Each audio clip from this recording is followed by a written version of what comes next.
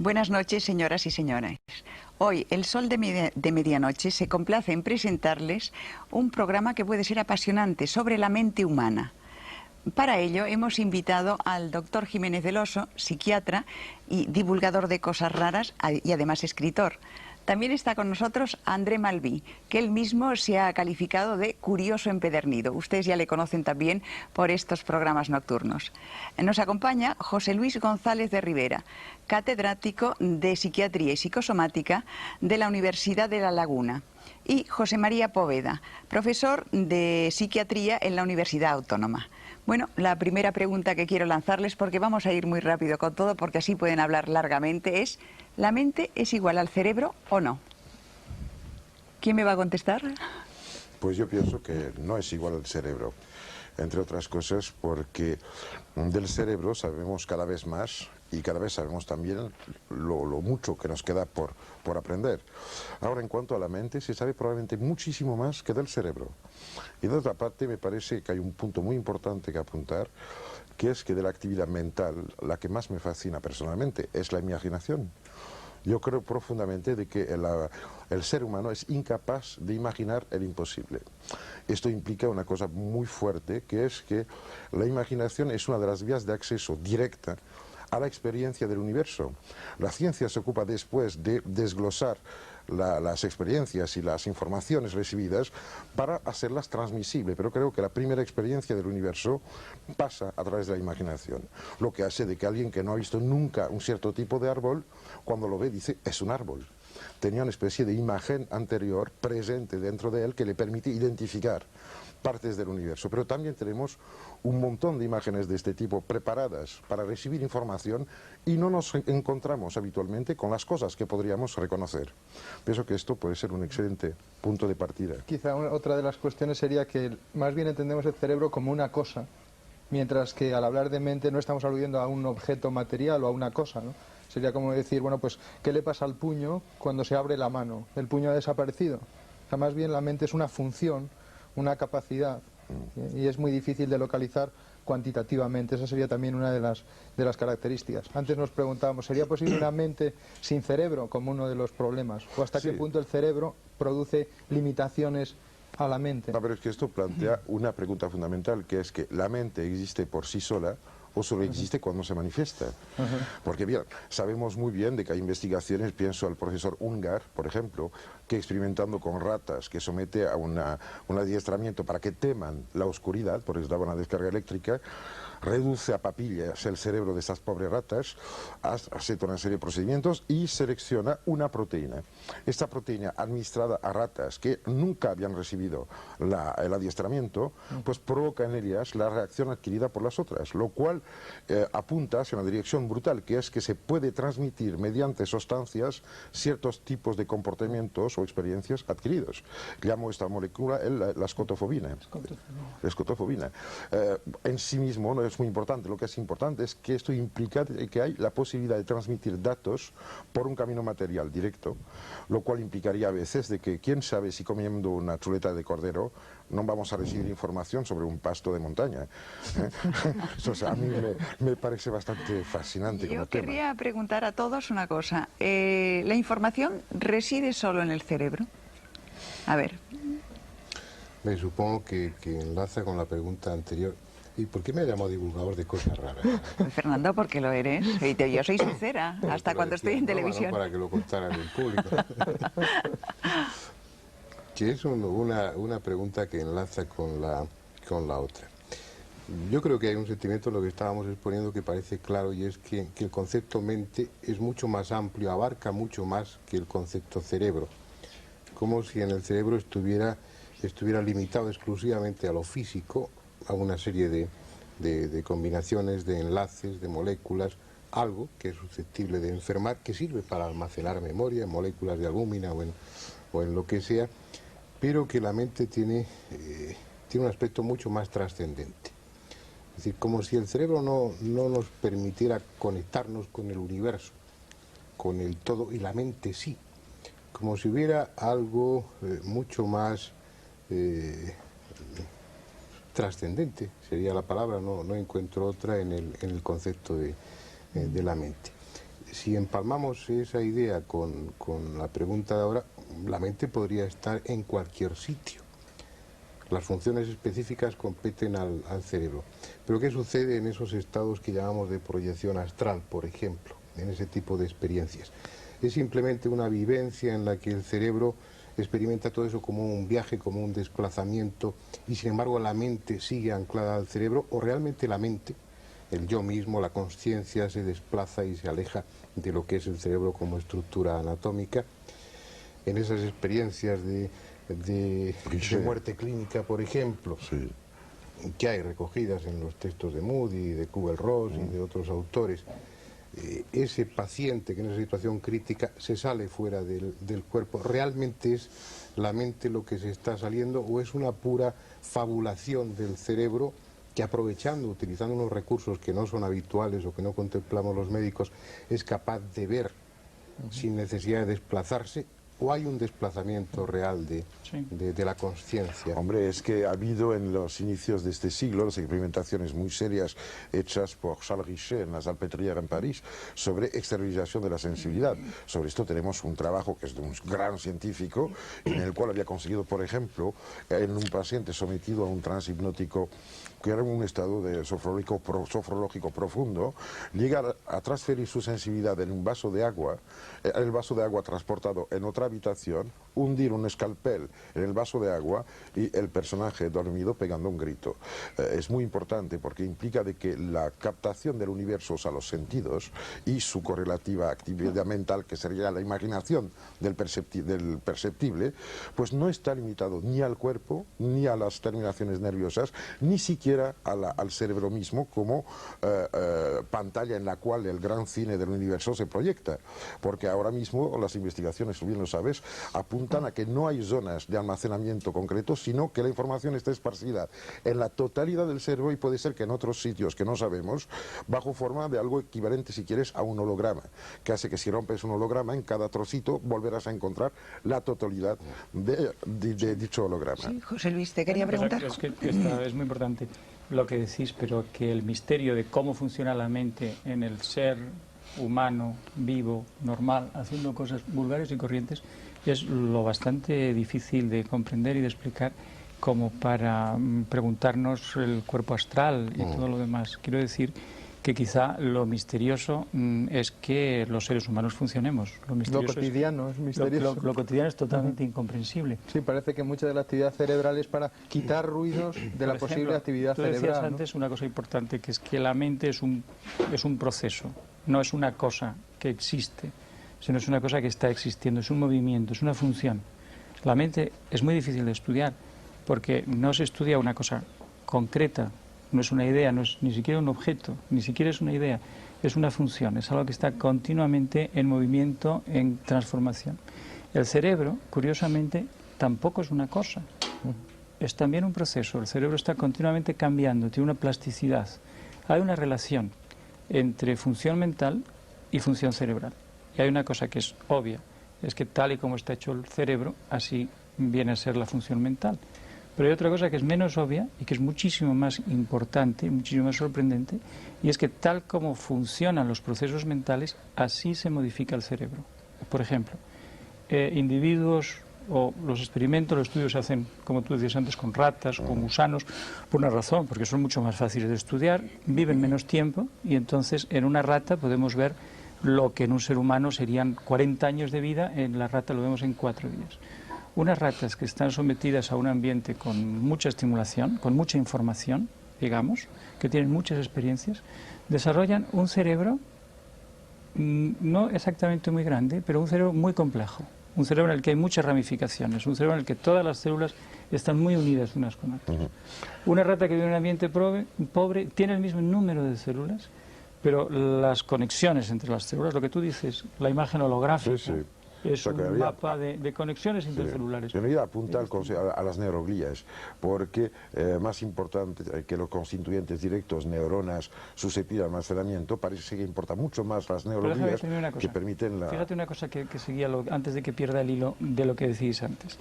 Si este proceso mental hace que una sustancia física, como es la neurona y la neuroglia y sus terminaciones, se desarrolle, influye en el funcionamiento de una sustancia física que está en el cerebro, entonces puedes perfectamente, tienes totalmente derecho a decir que esa función mental puede influir en el desarrollo de otra sustancia física, por ejemplo, una planta, o la estructura molecular de un vaso de agua, etc. ¿Por qué la mente funciona en el cerebro sobre todo? Nos lo podemos preguntar. Una razón puede ser que el cerebro está hecho de tal forma que como receptáculo de la mente es muy bueno. Es decir, el cerebro está en una situación de equilibrio inestable. Cualquier pequeña cosa que ocurra altera el funcionamiento cerebral. Entonces, si la mente es una influencia mínima, suponte que sea un quantum de energía infinitesimal, no puede levantar una mesa, no tiene fuerza para eso. Pero sí puede producir un pequeñísimo cambio en una potencial de acción de una neurona, y el cerebro es un equilibrio tan inestable que un pequeño cambio en un lugar origina grandes reacciones en todo el entorno. O sea, desde ese punto de vista, yo os diría que es que el cerebro está construido de tal forma que es súper sensible a las influencias mentales. Sabes que existe una teoría que voy a dar por lo que es, incluso podría ser que divertida, pero que dice que en realidad existe un gran corriente cósmico de información que atraviesa la totalidad del universo y que el cerebro es una de las 1000 formas posibles de captar una parte de esta información, y que habría que mirar la actividad cerebral como una actividad limitativa que hace de que yo escojo el rojo quitando todos los demás colores, ¿no? Y que cada vez que escoges un concepto, un dato, una idea, una sensación, eliminas las demás, que también es la clave del proceso de concentración, que es reunir los puntos comunes de una infinidad de conceptos dispares para solo tener en cuenta la parte que permite enlazarlo. Este concepto es muy importante porque permitiría entender de que existe un flujo de información ajeno a la zona en la cual lo vemos. Lo mismo que si quitas la pantalla de un cine al aire libre, el proyector lo va a mandar al espacio y se va a perder la información en la lejanía.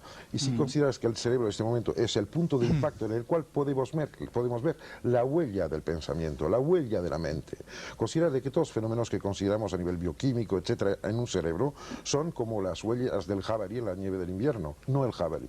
Solo es una de las paradojas del cerebro, que siempre va a toro pasado. Exactamente. Mira, la gente que tiene crisis depresivas porque ha comido una carne sobrecargada en tirosina.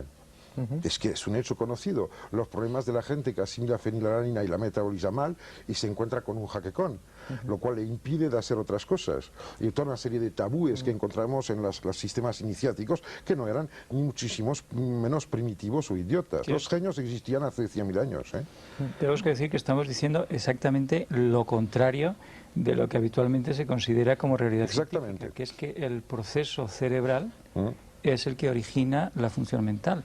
Nosotros que quizás sea cierto, y que probablemente ocurre casi continuamente, pero también seguramente ocurre lo contrario, que es que la función mental se va más allá del proceso cerebral y lo influye en retrospectiva. Le voy a apuntar un dato muy divertido. Mira, la historia de la humanidad se confunde con el acercamiento al fuego. O sea, que los hombres de las cuevas, ¿no? Neolíticos, se ponían en la boca de las cuevas con la fogata ahí encendida y la nariz a chupar humo y mucho óxido de carbono. Esto sigue, después se hace el fuego portátil, la llar del foc, el hogar, el foyer, y se construye una casa alrededor, que es la cueva transportable. Después pasa que los que no pueden tener casas, pues se toman la pipa, que son los marineros, pues no pueden tener el hogar, la llar del foc. Después los que se exportan, cuando la revolución industrial se tragan el humo de las fábricas, etcétera, y ahora nos tragamos humo de coche. Pero este proceso de privación de oxígeno del cerebro es extraño, porque todas las técnicas destinadas a aumentar la experiencia mística, por ejemplo, tienen que ver con esta disminución de llegada de oxígeno al cerebro. O sea que el esicasmo bizantino, el pranayama en India, etcétera, siempre van dirigidos... En psicosomática, incluso los asmáticos suelen ser gente intelectualmente muchas veces finísima, claro, que probablemente tenga que ver con esas situaciones. Pero es que esto es crisis, increíble, ¿no? porque hemos planteado desde siempre de que el buen funcionamiento implicaba un riego correcto. Y parece ser de que no va exactamente así, y otra vez es un proceso de limitación para aumentar la calidad de lo que se recibe. Perdona, pero es que eso es un principio ecológico al que estás aludiendo, es casi un principio ecológico. Más de lo mismo no es siempre mejor. Claro. Entonces... O dicho de otra forma, si la información que quieres captar viene de fuera y no de ti, cuanto peor te funcione tu mecanismo interno, más Mejor. receptivo serás. Exactamente. De ahí el ayuno, por ejemplo. El ayuno, también te citaré pues casos conocidos de que los grandes calculadores prodigios eran unos tíos realmente de mente muy corta, aparentemente. Sin embargo, desarrollaban capacidades que... Bueno, no sí. todos, no. Yo no conozco todos, alguno, pero... uno que es amigo mío, es bastante inteligente. No, pero es que no quiere decir, Muy bien. ojo, pero quiere decir que habitualmente se encuentran unas secuencias de hipercalificación, ¿no?, en gente desprovista de los otros aspectos. Esto no quiere decir que sea norma. Yo pienso que además el cerebro del cual hablamos, o sea, el nuestro, no es el cerebro en letra mayúscula, es solo un proyecto, el inicio de algo que puede ser que ocurra alguna vez. Porque bien se sabe que solo el hombre y el gato tienen un cerebro en evolución. Sabes que las huellas dentro del cráneo se ve que están evolucionando en el hombre y en los gatos, cosa que a mí me fascina, vamos, es una cosa maravillosa, me encantan los gatos. Pero pienso de que el hombre es solo un proyecto del hombre mayúsculo, el hombre del cual hablan las grandes tradiciones, del cual te habla la cabra, del cual te habla Patanjali, del cual te hablan, yo que sé, Sohravardi, los filósofos de la luz, y probablemente del cual los casos conocidos, aceptados o no, pero que aquí están, de gente que produce efectos no inteligibles, son solo también una señal. Creo que el hombre no está acabado, la creación está en curso. Justamente esto os iba a preguntar. Bien. Sí, por ejemplo, Fernando, ¿tú crees que el hombre es un ser terminado y hecho? O sea, lo que has estudiado, tu carrera psiquiátrica, ¿te da a entender que es un tipo con todas las conexiones hechas? ¿O se ve, eso ya lo pregunto en el plan más formal, se ve que está por terminar? ¿Se ve que el cerebro realmente se ve que está en evolución? Desde un punto de vista somático puede haber pequeñas variaciones, pero desde un punto de vista intelectual, aludiendo a lo que estamos llamando mente, y que lo estamos separando de una manera muy clara del cerebro. Sí. Todo lo que estamos diciendo estamos siendo bastante heréticos desde un punto de vista de la medicina, pero bueno, es algo que pensamos todos.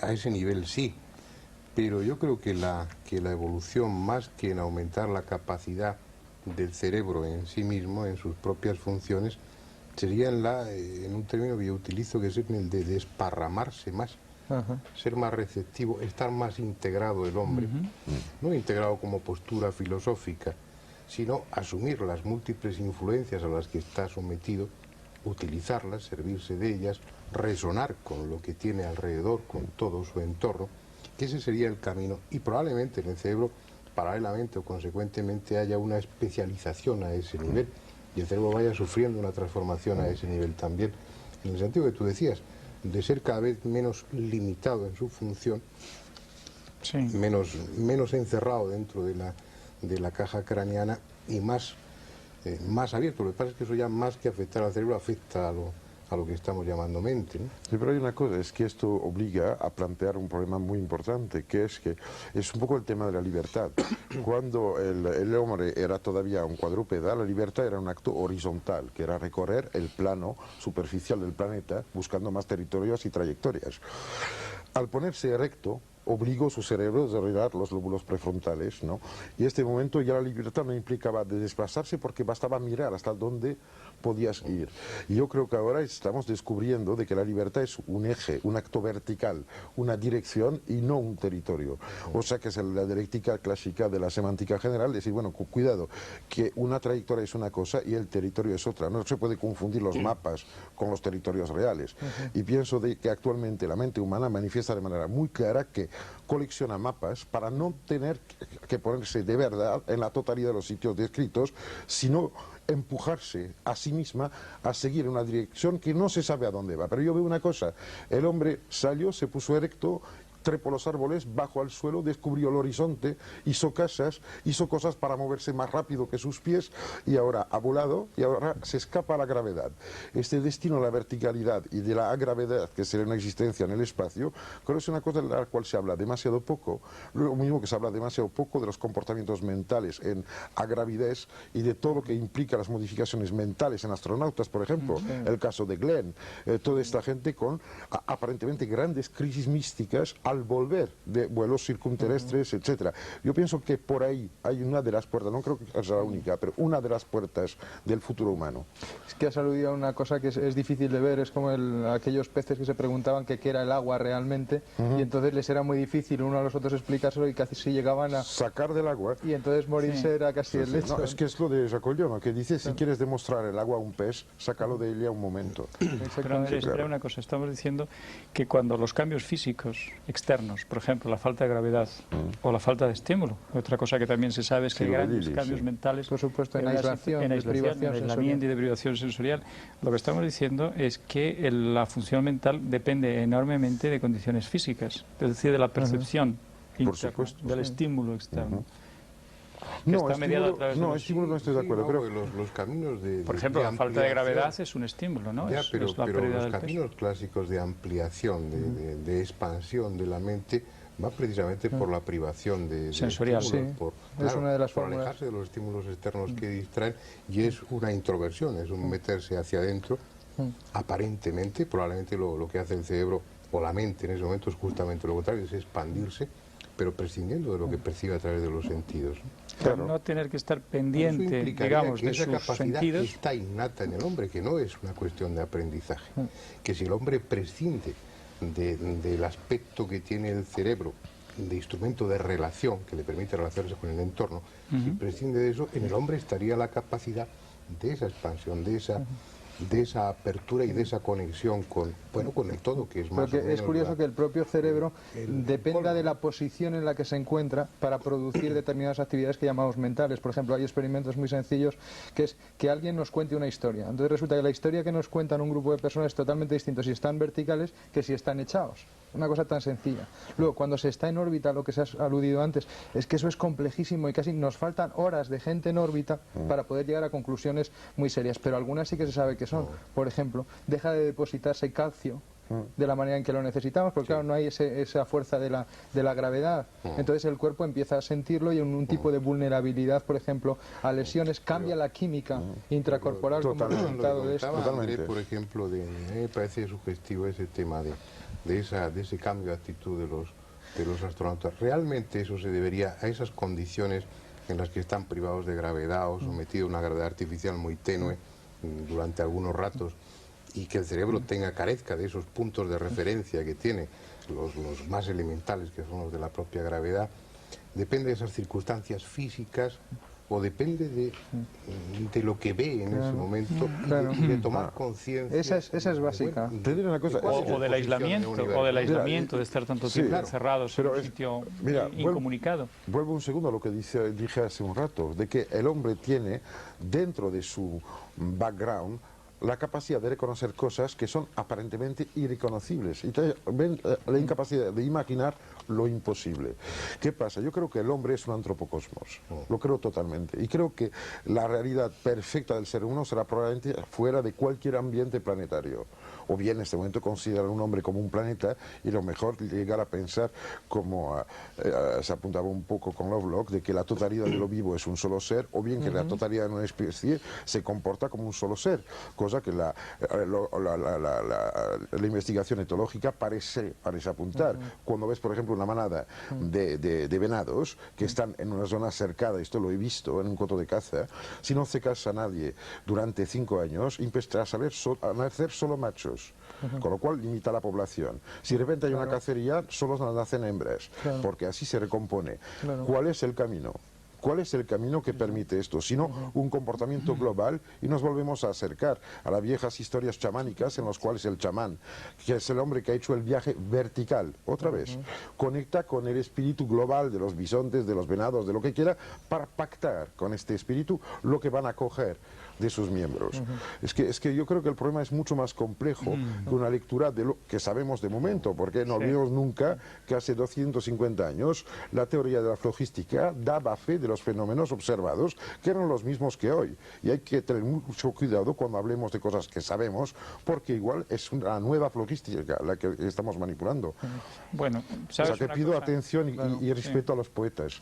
Es que, fíjate tú, que si volvemos a centrar en que estamos hablando de la mente o de la función mental, es por muy avanzada que esté la instrumentación científica, realmente no lo podemos medir, no lo podemos ver, no podemos estudiarlo con el método científico ni con el método tecnológico, con lo cual lo único que podemos es pensar. Sí, bueno, Pero fíjate solo una se cosa. encuentra lo que se busca, ¿eh? Pero déjame terminar, es que pensar, hay mucha gente que está pensando en esto desde hace tiempo. Puede haber pensadores que hayan llegado a conclusiones muy importantes hace 10.000 años sobre el funcionamiento de la mente y que pueden ser válidas hoy en día. Por supuesto. Quiero decir que el avance, estamos en un terreno muy difícil de conjugar, puesto que el avance en el conocimiento del cerebro es un avance científico y es un avance tecnológico. Necesitamos tecnologías muy finas, muy súper finas, para saber cómo funciona una célula cerebral, que son microscópicas, y además para observarla en vida. Medir el metabolismo de las sustancias intracelulares en una célula viva es un avance tecnológico extraordinariamente difícil. Ya empieza a haber posibilidad de medir todas estas sustancias. Sí. En cambio, mentalmente, el funcionamiento mental, seguimos sin tener una metodología. Lo único que podemos es pensar, imaginar, y lo que tú dices, solo se imagina Lo que puede lo ser. que es posible. Lo que es posible. Eso quiere decir que cuando imaginamos una cosa es que imaginamos algo que es así, Totalmente. ¿verdad? Totalmente. Dicho de otra forma, déjame que pregunte otra cosa. ¿Es que una cosa existe por el hecho de que la pensamos? No, pero si la pensamos puede existir. ¿Aumenta las posibilidades de que algo Esto puede exista ser. por pensarlo? Esto Eso puede me ser, gusta. tiene una cosa que bien se sabe desde Schrödinger, de que había la necesidad de integrar el experimentador en la lectura de las experimentaciones. Últimamente el experimento de Aspect, hace pocos años, que demuestra de que existe efectivamente una transmisión supralumínica de información, o sea, implica de que muchas cosas que pensamos fijas no lo son. Esto está bien evidente. Pero te citaré un caso concreto. Existe en Francia un investigador que es director de tesis y de investigación en el CNRS, que es el CSIC francés, que se llama Etienne Guillet, y que hace investigaciones sobre porciones de ADN, ¿no? Y sobre estructuras del espacio. ¿Y sabes cuál es el aparato que utiliza? Un péndulo. Y está publicando conjuntamente con Christian Hardy, que es una física teórica, unos libros bastante espectaculares sobre este pormenor. Del otro lado, un señor como Costa de Borgard, que es otro físico teórico, trabaja sobre la reversibilidad del tiempo, o sea que el tiempo transcurriría por lo menos en dos direcciones, lo cual ya pone muy en peligro las posturas drásticas que prohíben el hecho de recibir información como una resaca del futuro, y que también ponen en pregunta de que si nuestra conciencia limitada al presente activo o al pasado adquirido realmente sea algo digno de fiabilidad. Puede ser muy bien que nos impedimos de saber cosas para no alterar la estructura todavía frágil de nuestra investigación. Puede ser. ¿No será que faltan esos empalmes que hablábamos al principio, que no están todos, digamos, integrados, todas las funciones no están actualizadas? El ranacuajo que fuimos cuando empezaron a aparecer los primeros anfibios, arrastrándose en el borde del océano primordial, podía ser que soñaban de pájaros. Sus pares los trataban de locos. Eso que dice Sibila es muy provocativo, porque cuando estudiamos el cerebro y vemos algo que no encaja bien, en que decimos que es un resto evolutivo de épocas pasadas.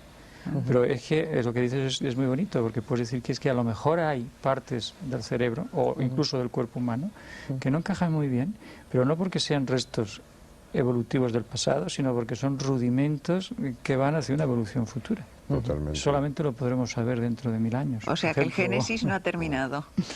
Por Bueno, supuesto. da la impresión, ¿verdad? O sea, no hay ninguna razón para pensar que después de tantísimos siglos de evolución esto se tenga que detener ahora, sino que es, Y obviamente... otra de ha las de paradojas de la mente a la que yo quería aludir es que finalmente cuando haya pasado lo que haya pasado, un desastre o una cosa aparentemente feliz, la mente luego es capaz de dar significado, de hacer un último reencuadre, de darle otra manera de verlo que sea más personal y que además a lo mejor a uno le cuadre. Y eso es una paradoja, ¿no? Porque a lo mejor frente a una situación, digamos que mecánicamente en un animal sin una mente desarrollada el proceso sería un arco reflejo. Si pasa esto, indudablemente pasa esto, digamos el dolor, pues la mente es capaz de transformar el dolor en un significado o transformar un placer. Y en el sueño, cuando el sueño se produce a través de un estímulo externo, Ajá, que tú creas una historia previa claro. a ese estímulo, y ese estímulo aparece como como un elemento clave de tu sueño. Ajá. Sí. Tú construyes el sueño a partir de ese estímulo, pero te trasladas en el tiempo. Claro, Claro. los trabajos Empiezas a de construir Becker. el sueño desde antes de que se produzca el estímulo. O Eso sabe es. tu inconsciente que se va a producir, o tu mente en esas circunstancias prescinde del curioso, tiempo y sí. elabora Eso. un sueño en el que ese timbre de la puerta es el elemento. O estaba almacenada esa fundamental. información y se ha reactivado como en un holograma que estuviera ya almacenado y que a ese estímulo Ha sido se ha contestado. instantáneo. Pero se ha contestado con información retrospectiva, Pero almacenada. José María, O esa lectura la haces tú después. Claro. Y realmente estás Ujú. Pero eso es dando un de- orden sí. cronológico ficticio a... Sí. Pero ese tema... o sea, hay Ese una tema es cosa, muy curioso. es de Becker que investigó esto en el Maimonides Hospital y después en el Bethesda, pero hay una cosa clara, yo me programo mis sueños, yo tengo unas cuantas cosas que me gustan, por ejemplo, hay unas cosas que pasan en el Antiguo Egipto y que por lo menos 3-4 veces a la semana me pongo en condición y me voy ahí porque me encantan mis viajes nocturnos, cosa muy importante. Hay una infinidad de datos que yo he aprendido experimentalmente dentro de estos sueños y que he comprobado después por lecturas y averiguaciones concretas en el mundo del despertar. Yo pienso que el sueño, ¿sabe cómo dicen los aborígenes de Australia? Que el mundo se fragua en la tierra de los sueños y que cuando quieren saber algo van en la tierra de los sueños para aprender lo que está pasando. Es una cosa fascinante. En muchos pueblos. Claro. Sí, bueno, Incluso hay en los... disciplinas concretas, ¿no? Creo en esto. Hay gente que lo hace sistemáticamente. Bueno, yo lo hago además de ti. sistemáticamente, pero no es una disciplina. Es No que, solamente... ¿Cómo haces la preprogramación? muy sencillo, como tengo una memoria bastante organizada, vuelvo a recuperar ciertos datos de sueños anteriores, los cojo, no intento conectarlos, solo que intento A disolver... medio terminar. Claro, intento disolver una actitud crítica, que sería ponerlos en orden, y dejo que me invaden, cosa que hace que no hay momento en el cual pierdo conciencia y me pongo a soñar como si hubiera un corte, sino que se establece una continuidad. Y estoy al mismo tiempo durmiendo, soñando, y estoy en mi habitación de manera totalmente consciente al mismo tiempo. Está Y es una dormido. experiencia muy, muy, muy agradable, Ajá. además de todo. Pero estás hablando de revivir sueños pasados estando despierto. No, se siguen, es como una serie americana, vamos, es que yo tengo sueños que estoy en el episodio 2000 y pico, peor que las series brasileñas. No, se sigue, o sea que no es una cosa fija, repetitiva, no es una colección, Es una continuación. es una continuidad. Sí. Pero ¿qué es lo que te sugiere eso?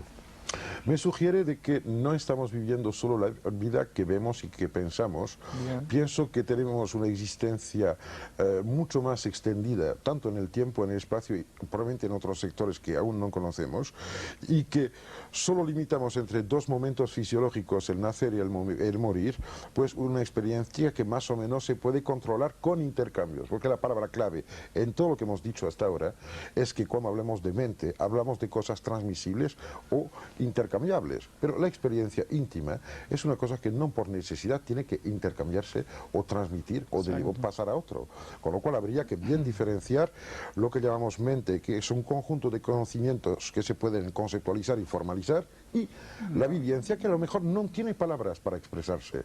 Y yo tengo recuerdos neolíticos que me encantan y yo pienso que el paraíso perdido es hace unos 30 o 40 mil años atrás. Pues es que eres muy mayor ya.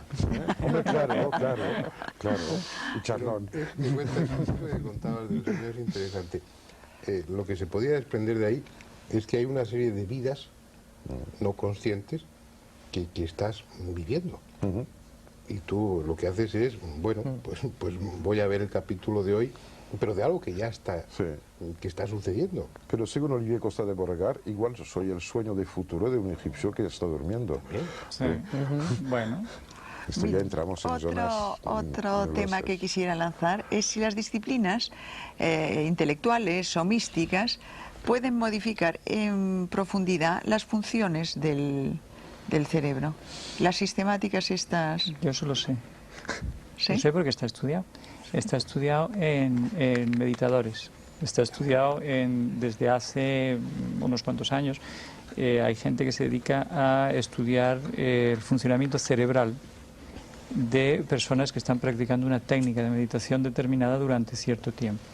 Y entonces se ve que hay varias funciones que se modifican. Por ejemplo, Por ejemplo, el ritmo eléctrico cerebral.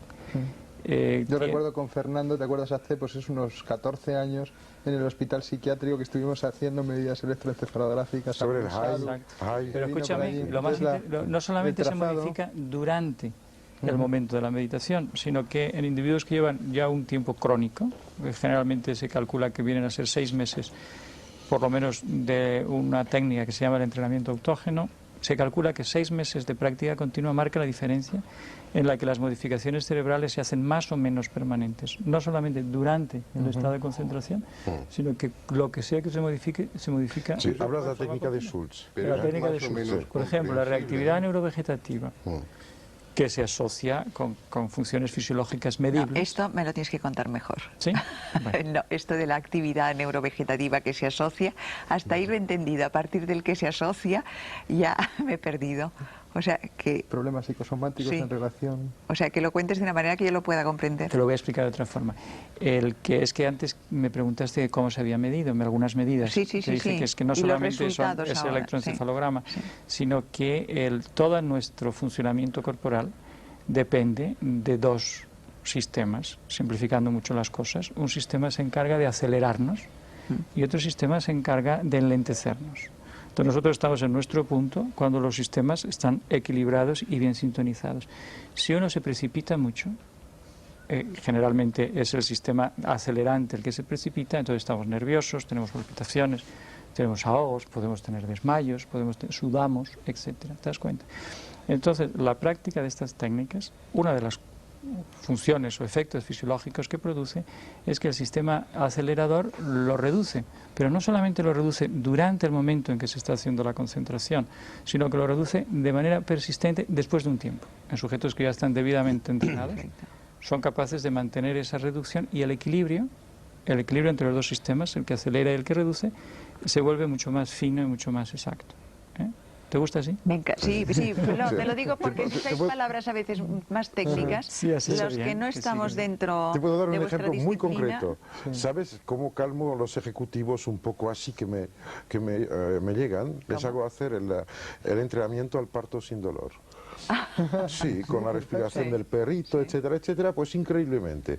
Cuando esos señores que están ahí manipulando mucha gente, responsabilidad, dinero, que están como bombas atómicas, hacen el entrenamiento al parto sin dolor, es que la calma que consiguen es absolutamente increíble. Además se les aclarece la mente, se les ponen las ideas en orden y es una forma muy reducida del training autógeno de Schultz. Sí. Exactamente. También mejora la capacidad de integración de ideas. La misma función que hemos visto en los sueños. Los sueños cumplen una función de integración. Hay muchas ideas muy buenas que a la gente se le ocurren dormidos. Curioso, ¿verdad? O sea, que la mente trabaja horas extras y que incluso cuando estás dormido estás teniendo buenas ideas. En los estados de concentración también mejora la integración de informaciones aparentemente inconexas, de repente se ponen juntas y se saca una conclusión que en el estado habitual, consciente de pensar con mucho esfuerzo, no se te hubiera ocurrido. O sea que podíamos llegar a la conclusión de que se puede llevar a cabo determinados sistemas, por lo cual tú eres más inteligente. O sea, aumentas el rendimiento del cerebro, pero en positivo. No. Pues a ver. Bueno, verás. Hay algunas cosas. Es que las técnicas de relajación en cuestión técnica, y yo creo que sin técnica, el tomarse las cosas apaciblemente y sin agobiarse demasiado, eso mejora la capacidad de integración de la información que ya tenemos. Eso es una cosa. Pero eso no es ser más inteligente, eso es ni siquiera ser más listo. ¿Eso qué es? Es dejar sitio. Eso es sacar el sentido de las cosas que ya sabes. Sí. Y luego hay otra cosa distinta, que es acerca del desarrollo de la inteligencia. El desarrollo de la inteligencia depende, en cierta forma, del desarrollo del cerebro. El desarrollo del cerebro depende, en cierta forma, de la cantidad de estimulación externa. Por ejemplo, un niño de hoy, que tiene tantísima y tan variada y tan rica estimulación desde pequeñito, comparativamente con un niño hace mucho tiempo que no tenía ni televisión, ni viajaba, ni tenía un ambiente, posiblemente desarrolle su cerebro más deprisa. Lo que ya no sabemos es si eso va a ser más inteligente, va a ser una inteligencia mejor Esto o es un peor. tema que a mí me interesa mucho, pero tengo la impresión de que lo que está pasando es un poco diferente. Antes los niños desarrollaban una capacidad de integración de datos constantes, si quieres la cronicidad de las informaciones. Y ves que ahora los niños desarrollan la capacidad de integrar muy rápidamente datos que tienen una vida muy corta y que no se quedan. O sea que la capacidad de olvido de un niño de hoy es 10 veces mayor que la de un niño de antes sin esta sobreestimulación. Con lo cual reduce siempre a la misma cifra o equilibrio la relación entre datos que entran y datos que se mantienen. Es cierto. La capacidad de adecuación a estímulos ultra rápidos está muy bien estudiada por diversos ejércitos del mundo, entre otros el americano, que está pensando en dar a sus soldados preparados que incluyen pues tirosina, tiramina, etcétera, y a veces serotonina para tranquilizarlos después de asaltos, para que estén capaces de tener reflejos súper acelerados. Y se conoce muy bien la investigación sobre el Tabernantes iboga, la famosa ibogaína, que descubierta a raíz de las grandes exploraciones inglesas en África el siglo pasado, que permite a la gente trabajar sin parar 70, 72 horas, descansar muy pocas horas, del orden de 6 a 8, y volver a reanudar sin efectos secundarios, cosa que se dirige hacia resultados, por ejemplo, de Michel Siffre, en aislamiento en cuevas, que de repente, en vez de un ciclo de 24 horas, que es un consenso social, aparece un ciclo a veces de 70 y 80 horas de actividad sin daños orgánicos. La cosa es que estamos lo más de veces sometidos a una especie de costumbre. Decidimos de que hay una hora para tener hambre y una hora para dormir. No es evidente. Y hay que diferenciar el ser social del ser solo. Lo mismo que la conciencia ensimismada, las experiencias de Lili, solo se ocupa de sí misma y como no tiene motivos para ocuparse de algo externo, se pone en un estado muy similar a los niveles buscados en el Zen con el Satori, este momento de colapso conceptual que hace que la experiencia se sustituya a su lectura. Y creo que esto sí es una cosa importante. Los niños no son más listos, reaccionan más rápido.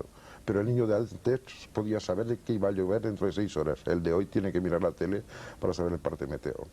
Eso es cierto. Yo quería preguntar también otra cosa. ¿Por qué a mayor información y mayor conocimiento intelectual no se corresponde en absoluto un mejor comportamiento? Ya sé que no tiene nada que ver, pero parece que la gente que tiene, pues yo qué sé, más cultura, que está más abierta al mundo, tiene que tener una mejor comprensión de las cosas y por lo tanto, pues efectivamente un mejor comportamiento. Y parece que esto no sucede. Que lo que parece es que el conocimiento implica probablemente cambios de comportamiento y muchas veces el comportamiento correcto es el comportamiento mismo, el mismo que estaba haciendo.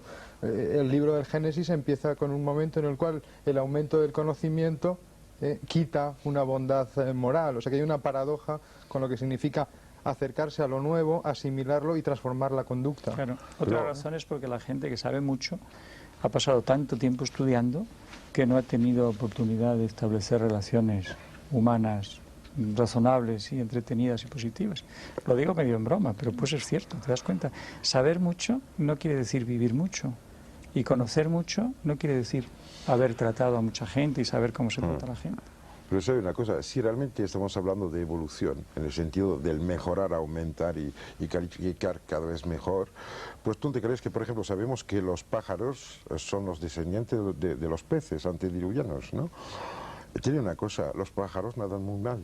O sea que desde el punto de vista de los peces, los pájaros son unos peces abominables. Creo que el sistema de referencia se tendría también que adecuar, porque en lo que planteó Sibila había una paradoja, pero que era ya un fallo de planteamiento. Porque si efectivamente estás en una zona de parámetros fijos, evolucionas, contemplas otros parámetros, los comportamientos que nacen de esta contemplación no se pueden aplicar a los anteriores. O bien se tendría que quitar todo un montón de comportamientos de esta persona de la cual hablaba para poderla hacer entrar en el cuadro anterior, a condición de que se mantenga. Por otra ejemplo, fíjate otra cosa, hablando de lo que tú decías, la relación entre el conocimiento, la cultura y el ser buena persona, ¿no? Sí, bueno, y un comportamiento correcto. Bien, un comportamiento correcto. Una de las esencias del comportamiento correcto, de lo que llamamos una buena persona, es la capacidad de sentir lo que sienten los demás. Técnicamente lo que llamamos la empatía, la capacidad de, sin palabras y sin nada, tener una sensación en el corazón de lo que está experimentando a otra persona. Que Si quieres puede ser un ejemplo de telepatía o puede ser un ejemplo de capacidad de leer de los gestos mínimos lo que otra persona está viviendo en ese momento, etcétera. Eso es esencial para querer a la gente, para que la gente te quiera. Fernando hablaba de resonancia, comentabas antes, ¿no? La capacidad de resonar Sí, con lo que pasa es que yo creo que Pero estamos fíjate una cosa, mezclando déjame ahí conceptos. que te termine la cosa, es que sí. precisamente la gente que tiene más amor al conocimiento, hay de todas clases, pero hay un tipo, no, hay un tipo importante de gente que tiene amor al conocimiento, que es gente que es muy racional en el sentido de que da valor sobre todo a las funciones intelectuales, da valor sobre todo al pensamiento, no da valor al corazón, no da valor al sentimiento. Eso no implica Y no son cultura. empáticos y son muy conocen muchas cosas. Eso significa erudición. Exacto. Pero es que estamos mezclando eso todo. Sí. Cultura es más una actitud, está mucho más cerca del humanista, que tal vez sepa de muchas cosas muy poco, sin haber profundizado en ninguna de ellas. Pero eso le da una actitud en la vida en la que probablemente esté implícito eso que comentaba Sibila, una mejor resonancia, una capacidad de empatizar, pues porque no le cuesta ningún trabajo, porque esa actitud lleva implícita también la sensibilidad. Cosa que en el que acumula conocimiento no tiene por qué estar necesariamente. No. Es más, probablemente De hecho, el suele no conocimiento estar. implique una limitación, Sí. no en la materia a conocer, que ahí sí profundizas, pero tú lo comentabas antes también, eso te hace dirigirte vectorialmente en un sentido, hacer de tu vida una especie de pasillo más o menos estrecho por el que te mueves, vas conociendo cada baldosa que pisas, pero lo que hay fuera de ese pasillo escapa a tu percepción Sí. y te está limitando. Hay un cuento corto que a mí me encanta, te lo voy a contar muy rápido. Es un señor muy sabio que vivió en una pequeña aldea al final del siglo pasado y cuida el ganado durante el verano en los montes, ¿no? Y una noche, sobre las 9, deja su ganado ahí y empieza a bajar hacia el pueblo. Cuando llega, son las 4 de la madrugada y ha nacido un niño. Él lo había olido, porque era un sabio, su mente efectivamente había abarcado mucho más. Con lo cual entra, felicita a todo el mundo, etcétera, etcétera, te paso los detalles, llega a la cuna, coge el niño, lo mira de guapo que es y le tuerce el cuello. Horror. El niño se llamaba Adolf Hitler. ¿Cómo juzgas esto? ¿De buen comportamiento o de mal comportamiento? Esto Desde es la perspectiva del una niño, cosa...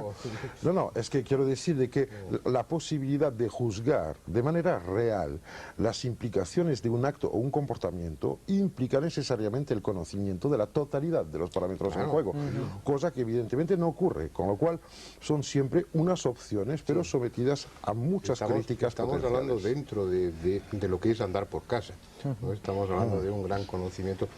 Ese camino lleva obligadamente a la desafección, es bueno, el conocimiento con profundidad implica desconectarte de esos afectos normales. Desde un punto de vista humano, eres inhumano, eres no recomendable, eres algo negativo o algo malo. Desde un punto de vista más trascendente, más importante, acercándote a ciertos niveles a ese hombre con mayúscula que planteabas, es un camino en solitario.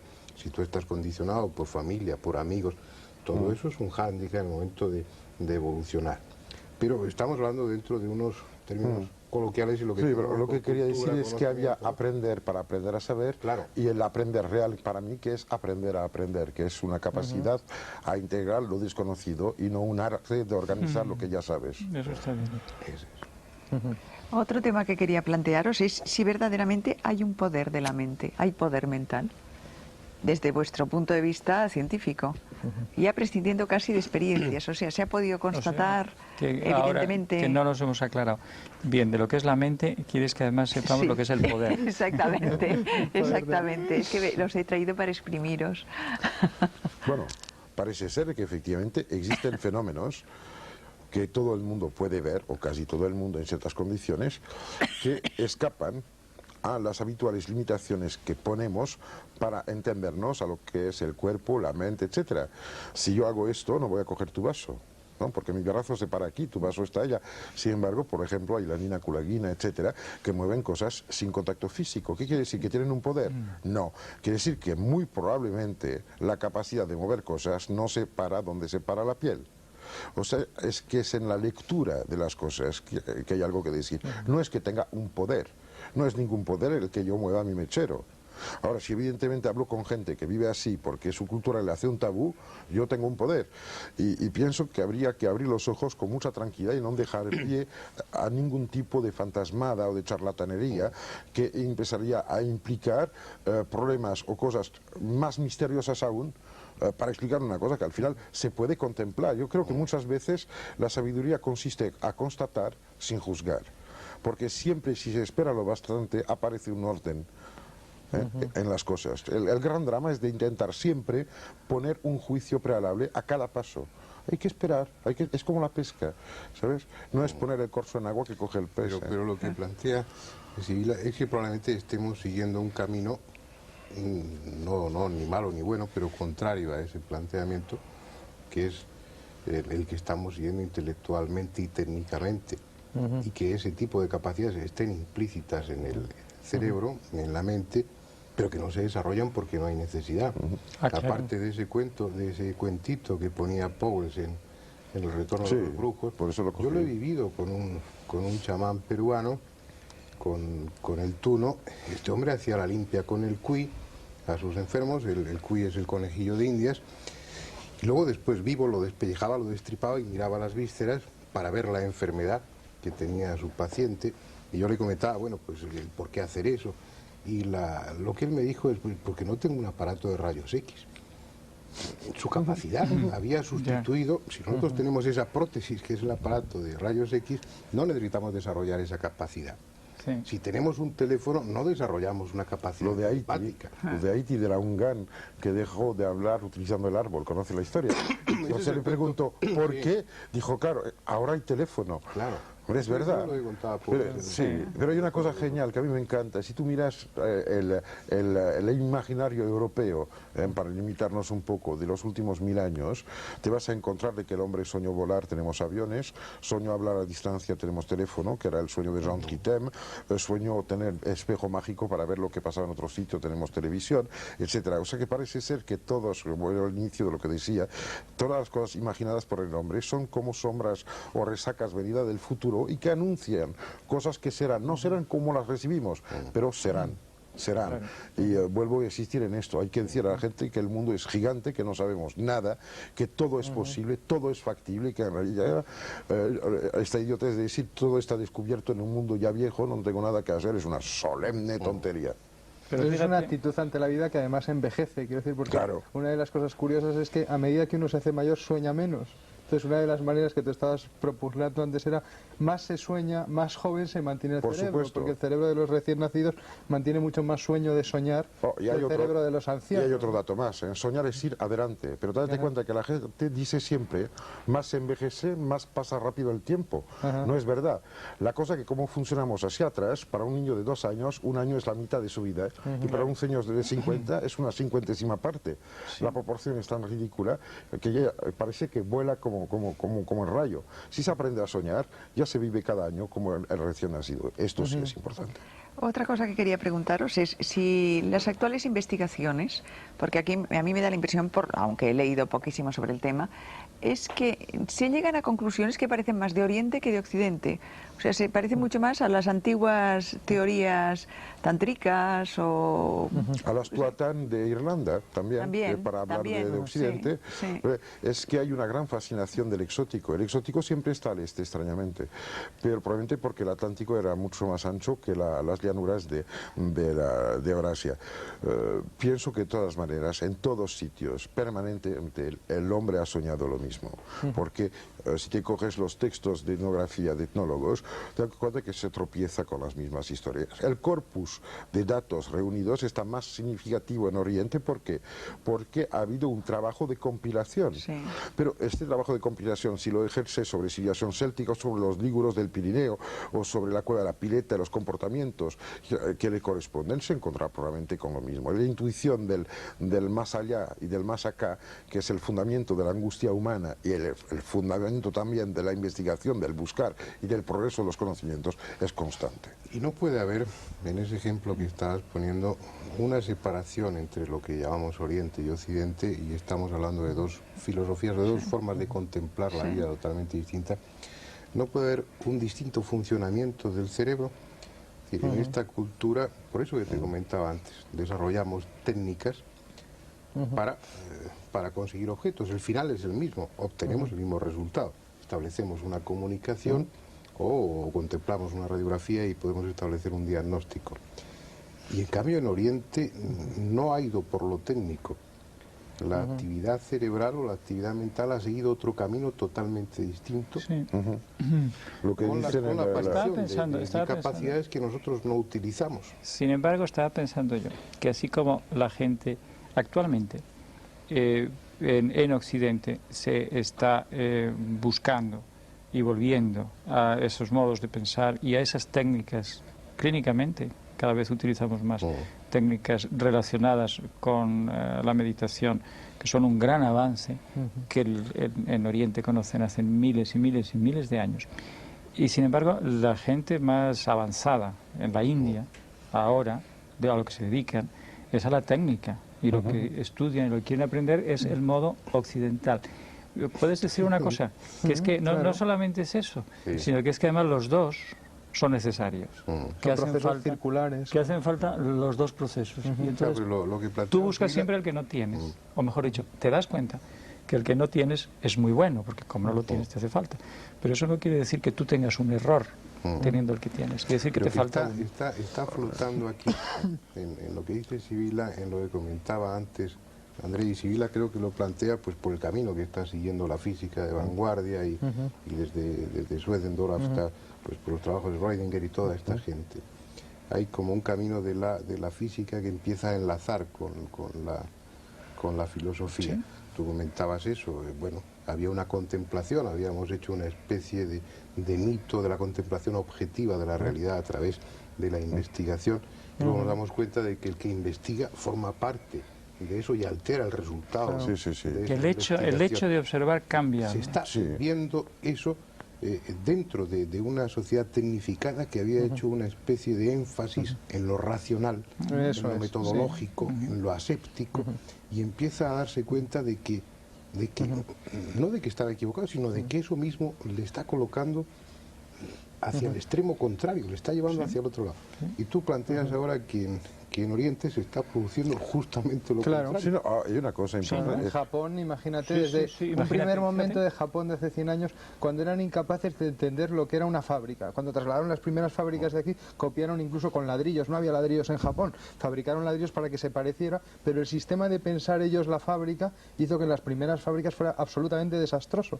Después de muchos ensayos ya se han mentalizado, pero muchas veces en Japón ahora están perdiendo los papeles, y lo que nosotros buscamos en Japón, como lo oriental, en Japón ahora mismo es casi una rareza que se cultiva, pero mucho menos que aquí los toros, quiero decir. ¿Sabes? Hace muy poco tiempo que uno de los investigadores de la Fundación Jagadish Chandra Bose en Delhi, Sir Jagadish Chandra Bose, fue el que investigó sobre la sensibilidad de los vegetales, etcétera. Hizo estudios en Oxford y en Inglaterra y pues volvió a India. Y este hombre decía que, claro, ahora se estaba dando cuenta que todo lo que ha ido a aprender en Heidelberg y en Oxford lo estaba encontrando de una forma mucho más sutil en las actuales traducciones que se hacen de los viejos textos de comentarios del Rig Veda y del Yajur Veda concretamente, que se han encontrado descripciones de aparatos que probablemente ya existieron. Pero esto plantea un problema más amplio, que es el de los famosos ciclos de civilización que aparecen, desaparecen, etcétera. ¿Tú te acuerdas la historia de las pilas eléctricas de Bagdad, que se encuentran cuando hacen los desagües y que pasan, me parece que 20 y tantos años como objetos del culto? Estamos frente a un legado del pasado que no llegamos a entender, porque solo entendemos lo que es conforme con lo que hemos decidido que era justo o verdadero. Cuando Gusmão en Portugal hace volar su avión en 1722, me parece, cuando llega al resto de Europa se dice que es una fantasmada. Sin embargo, ahora sabemos que efectivamente lo había hecho. Es que la cosa es que hasta hace muy poco tiempo la gente vivía en un ambiente muy limitado. Las guerras, por ejemplo, existieron porque no había radio disponible. Ahora vivimos en un mundo en el cual recibimos información de Australia, etcétera, casi en el acto, lo cual hace que pienso que hay un factor enorme que ocurrió hace poco tiempo, que durante 24 horas casi la totalidad del planeta fue escuchando la misma música, fue el concierto de Mandela. Que esto implica una actitud de captación de un dato común por la casi totalidad de la humanidad, sobre todo la humanidad joven. Esto está haciendo aparecer nuevas estructuras en el inconsciente y abre nuevos comportamientos. Creo que la diferenciación este-oeste a la hora de los aviones intercontinentales es un proceso totalmente obsoleto, porque ahora mismo, además, hay que apuntar que hay mucho más sabios orientales en Occidente que en Oriente. Sí. Esto no olvidarlo nunca, y que hay mucho más gente que sigue caminos de investigación de tipo oriental, entre comillas, en Occidente que hay. ¿Qué quiere decir esto? De que vamos todos a aprovechar de lo mejor de cada uno, y esto me parece perfecto, pero no pienso que haya que establecer una especie de frontera rígida entre los espirituales y los materiales, etcétera. Volvemos al inicio de la discusión, Lo que debe bueno, ser, mente y cerebro van conjuntamente. Volvemos al principio, volvemos a otra cosa además, que es que lo que es probablemente más difícil es el cambiar de una mentalidad a otra, es decir, la flexibilidad que necesitas para estudiar temas que son totalmente distintos, que no solamente es una metodología, sino que